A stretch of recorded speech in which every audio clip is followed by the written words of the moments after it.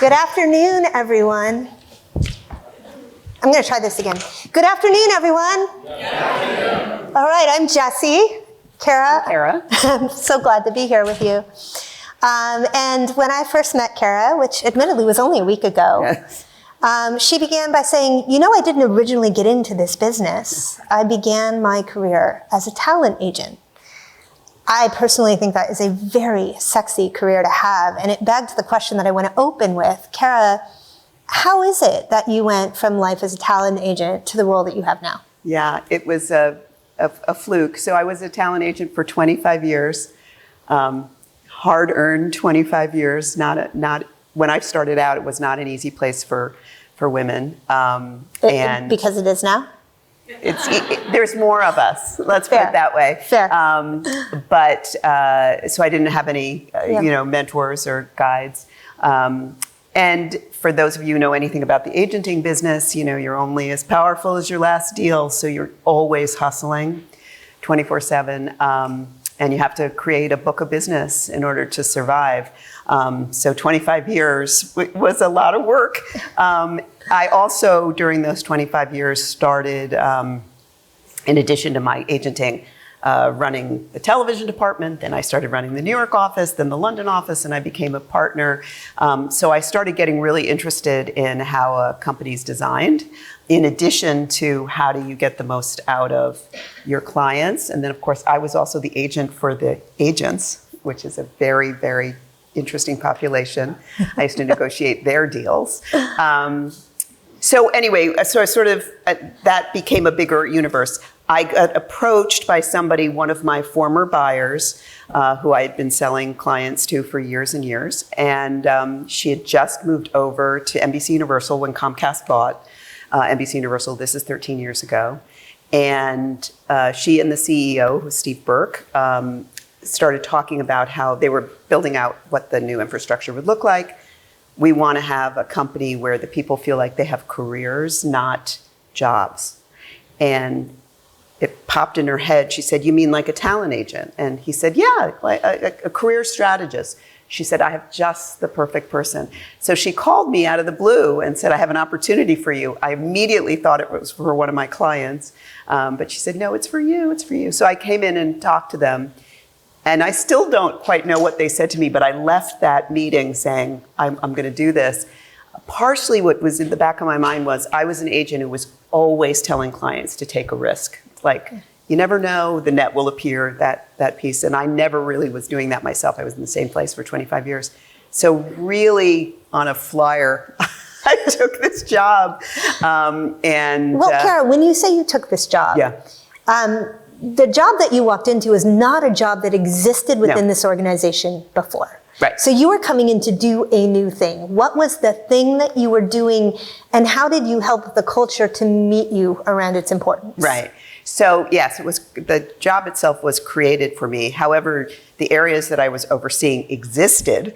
They just were never quite put together in this way. And I had a unique sensibility about employees. I know we talk about employees being talent, but I really saw them as talent. What does that mean? Meaning especially in a creative enterprise, you can't exist without them. Their talent is in fact what we produce. Right. And it's consumer facing. And so you have to have the best of the best. And I knew, of course, the company pretty well because they were one of my buyers. And I knew what was working there and what wasn't working there. So I was brought in to oversee how we recruit everybody from the entry level all the way up to the C-suite, and how we develop folks early on to later on into their careers. A very special emphasis on early career because that's such a showbiz thing. It's hard to break in. Right. And then I started just out of sheer will getting involved in a lot of cultural initiatives that I thought were really important. And thankfully I was senior enough and loud enough to influence a lot of change. But it's all under that sort of talent runs this place. Well, so how do you think about something like, say, learning and development, if you're thinking about it through the lens of talent agent? So two things. One is we created something. When I first got to NBC, this is good context for everybody to know, so I think you can all appreciate this. GE was the former owner, and they are really bullish about learning. And they had Crotonville, which was this university, but when I spoke to the NBC folks who went to these programs, they were like, it's kind of cool, it's a good investment, but like, I'm working with some guy who's building an airplane hangar in Japan, and I'm trying to produce the nightly news. Like, we're not the same. And so it wasn't really landing for them. Yep. So when I got to NBC and we no longer had GE's resources, we're like, let's build this thing from scratch.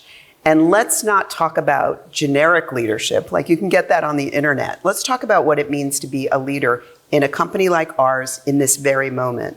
And let's talk, and I always say this to everybody on my team, let's use every bell and whistle at our disposal. It's a sexy place. It's just walking into 30 Rock, and I've been doing it for years and years. It's still thrilling, going to the lot in LA, going to the theme park in Florida. You have a brand that screams, come work here. Come work here. I was joking before about during the pandemic when everybody was talking about the Great Resignation, I was looking at our numbers. I was like, this is the great destination. We can't get enough people, because it's, for many, many people, it is a dream destination. So anyway, we built something called the Talent Lab, which is, we meet people exactly where they are. We give them some skills. Like, we really, really had a whole population of groups about 12 years ago who didn't know enough about streaming or what was about to happen. Or we had lots of creatives who didn't know anything about how we make money, things like that. So we really tried to zero in on what we think people need. And what they need to be successful at our company. It's great if they leave and are successful elsewhere, but the investment we're making is the here and now. So the 13 years that you have been in this role, Cara, have also been 13 years that have seen a kind of change in media that is perplexingly massive. Now, I could be speaking through the lens of like, they're the 13 years I remember. Maybe every decade and a half feels like it has this much change. But how do you help a workforce navigate that? Right. Well, I always say, specifically, media is predicated on change. So if you're not somebody who's comfortable with it, they usually don't succeed at our company. Sure. You have to really, really embrace it. I still feel so fortunate that I was at the company when we launched Peacock. It's like a whole new chapter in media development, to be there on the front lines, to have a startup in the middle of a giant legendary company is such a privilege. So you have to find people who are super excited by being required to pivot all the time. That's kind of what their juice is going. I found this at the agency, and I also find it at NBCUniversal. It's a little bit of an urgency addict culture, which sometimes makes people move too fast. But it also is, they get restless. Right. And so new ideas pop up, and people run with them. Right. You also described your population of employees as either creatives or creative adjacents. Yes, yes. So what are the particular, let's use the word opportunities, could use the word challenges, involved in helping to support particularly creative people? Oh gosh, so we only have 10 minutes left. I know that, I know. Creatives, they're amazing. I think it really helps me to have been immersed in the representation business of creative people. So I worked with writers and actors, directors, and I did what was called packaging, which is putting all those things together. And I have I think, a unique lens into how creative people operate. First of all, they are in fact artists, and you have to really respect and appreciate that.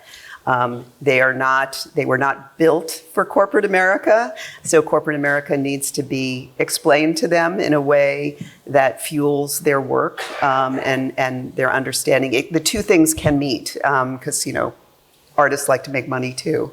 But you do need to give creative people the freedom to be, in fact, creative, while still explaining to them the business that they're in and what they need to deliver. That's why I do refer to them as creative and creative adjacents. So you could be in finance in a variety of different organizations, but somebody wants to be in finance at let's say our movie studio.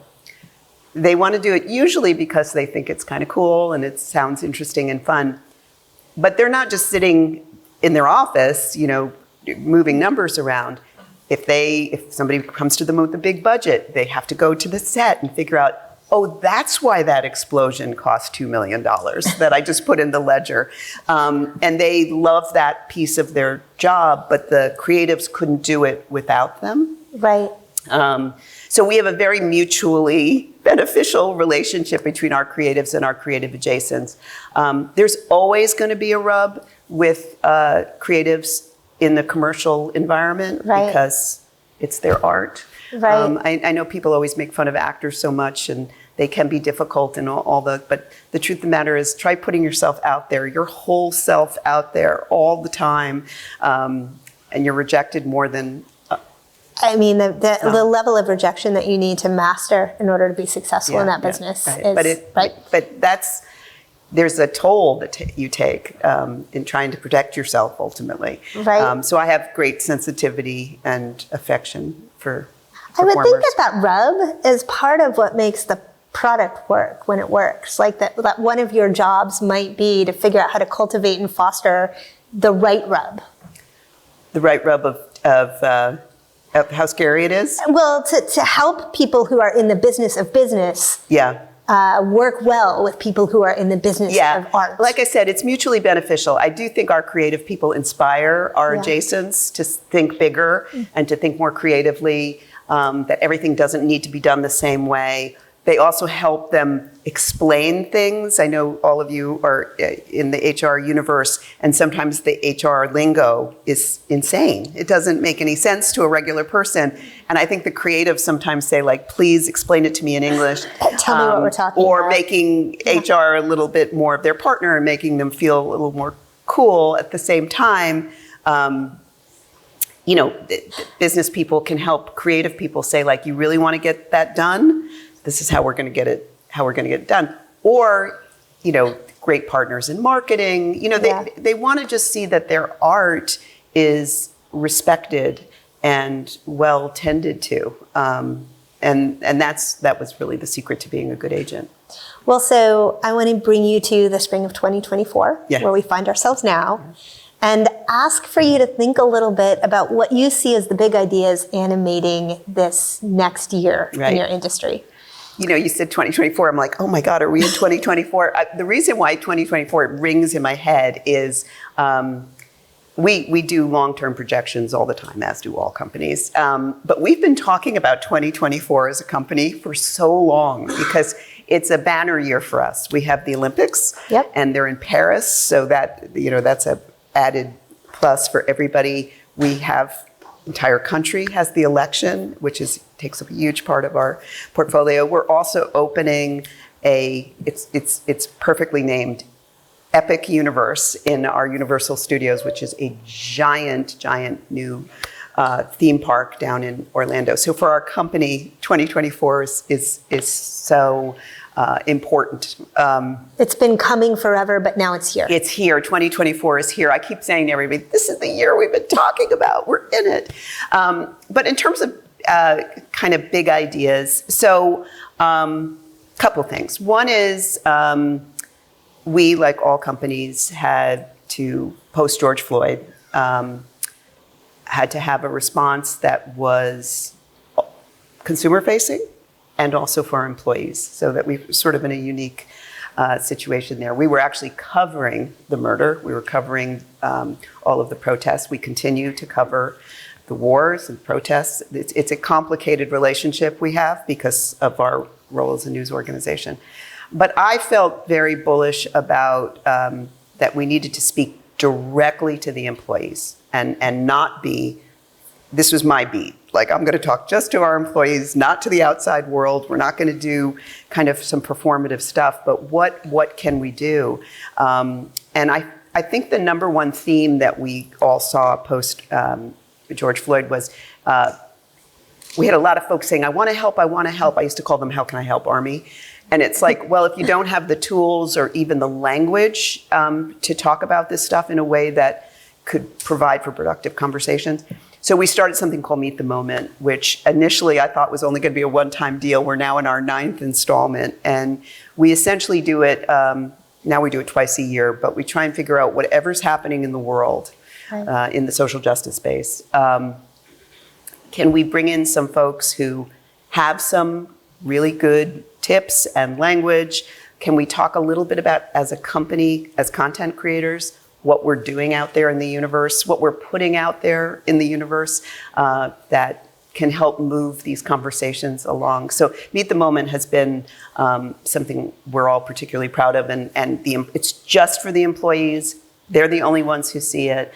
Cara, what I like a lot about what I'm hearing you saying is that you're talking about so many of the principles that are core to a solid DEI strategy, but you did not use the term DEI. And we're in a moment of impending corporate backlash against DEI. Oh yeah, there's no question about that. This is how I feel about it, which is ever since I got to the company, we've been doing a lot of, I think, really great things, and we have been moving the ball forward and providing opportunities for underrepresented voices. We still have to do that. It's like, did all of a sudden racism went away and inequality went away? It's like, it's still here. Yeah. And we are all responsible for it. So I get it. I know people are working around language and obviously there's legal concerns. I completely understand that. But these efforts are universal, and if done right, it's just another opportunity to just be better at your job. It seems so fundamental to me. So I don't shy away from diversity conversations, and I think Meet the Moment is a perfect vehicle for it. Yeah. But there's lots of ways people can continue to. So we've only made it through one big idea. Okay. And I'm sorry about that, but I'm not giving you more time. I'm instead going to give you a final question. Okay. Let's say that we are together on this stage 1 year from now. Mm-hmm. What is something that you bet will be different about the way you do your job every day? I gave you no prep for this. I gave her no prep for this at all. So. Oh, that's interesting. But we talked a little bit about backstage, and I did just go to the TED conference in Vancouver. So whatever I'm saying was some geniuses out there. This is not my own head. We are exploring AI like everybody else is. I left that conference feeling really bullish about AI, and I think it's going to be extraordinary. And it is extraordinary, and it's going to be a great tool for creative people. It is a great tool for creative people. But it's also going to be, just in terms of HR, unique opportunity for us to find folks. As I mentioned before, I know it sounds like such a luxury that we have so many people who want to apply. But the downside of that is we have so many people who want to apply. Oh, gosh, yeah. And so the candidate experience is terrible if you're in this big vat. And my fear always is there's so many talented people applying. It's like a treasure hunt. And I do feel like AI is going to help us a little bit with that, because I feel like lots of talented people are passing us by. I know so fundamentally that if you don't have somebody in your corner, particularly in the entertainment media space, really hard to move the ball forward. So what would it be like to be able to find folks who don't have that? And I used to do this thing when I was at WME, because one of the things I oversaw was the internship program. And I used to say to the coordinator who was sort of handling all the applications, and there were thousands and thousands of kids, but usually it was somebody's kid or dentist kid or whatever. And I said, just pull one resume out of this thing. Let's just pull this person out. They have no connections whatsoever. And let's just call them and offer them an internship. Like, let's just do it, which we do. And then we started doing it a lot, which is like, if you're intentional about it, you can be inclusive. You can add more. You just have to have the will to do it. So I'm hoping the AI piece will help us kind of with our treasure hunt. Maybe AI will take that one step forward. And so instead of pulling that needle out, you will know that you are pulling the right needle out. That needle that will actually remake the hay as gold. Yes. There you go. Thank you so much for joining us this afternoon. And thanks to everybody for a wonderful day.